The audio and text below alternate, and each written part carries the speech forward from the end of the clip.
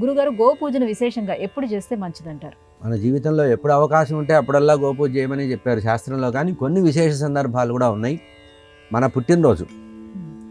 పుట్టినరోజులో మన నూతన గృహంలో ప్రవేశించే రోజుల్లో, జీవితంలో మనం ఒక ఆశ్రమం నుంచి ఇంకో ఆశ్రమంలో ప్రవేశించే రోజు, అంటే విద్యార్థులు పాఠశాలలో అక్షరాభ్యాసం చేసే సందర్భంలో, ఉపనయన సంస్కారం చేసే సందర్భంలో, వివాహ సందర్భంలో, ఇట్లా మన జీవితంలో ఎప్పుడు ఏ శుభకార్యం జరుగుతున్నా ఆ శుభకార్యానికి ముందుగా గోపూజ చేయమని చెప్పారు.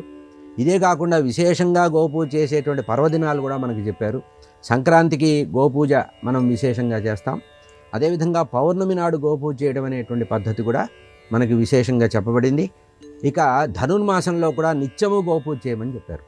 ధనుర్మాస సందర్భంలో ధనుర్మాసం మొత్తం కూడా ఉదయం పొద్దున్నే నదీ స్నానం చేసి ఆ తర్వాత వెళ్ళి గోపూజ చేసి తర్వాత దేవాలయాలు దర్శనం చేయమన్నారు కనుక మన నిత్య జీవితంలో గోపూజకి విశేషమైన ప్రాధాన్యత ఉంది. అంతేకాకుండా పర్వకాలంలో గోపూజ చేసే అవసరం ఉంది. మనం కూడా ఒక పద్ధతి ఏర్పాటు చేసుకోవాలి. మన పుట్టినరోజులు, మన ఇళ్లల్లో పిల్లల పుట్టినరోజులు, తర్వాత మన వివాహ వార్షికోత్సవాలు, మ్యారేజ్ డేలు చేస్తారు కదా, ఇటువంటి సందర్భాల్లో కూడా గోపూజ చేయడం మంచిది. మన ఇంట్లో ఏ శుభకార్యం చేసినా ఆ శుభకార్యం గోపూజతో ప్రారంభించినప్పుడు విశేషమైన ఫలితం ఇస్తుంది. సాధారణంగా భూమి పూజ చేసేటప్పుడు, గృహప్రవేశం చేసేటప్పుడు విశేషంగా గోపూజ చేసేటువంటి సంప్రదాయం అనేది మన కుటుంబాల్లో ఉన్నది. అటువంటి గోవుని పూజించి మనము 10 కాలాల పాటు క్షేమంగా ఉండడం అనేది చెప్పదగినటువంటి సూచన.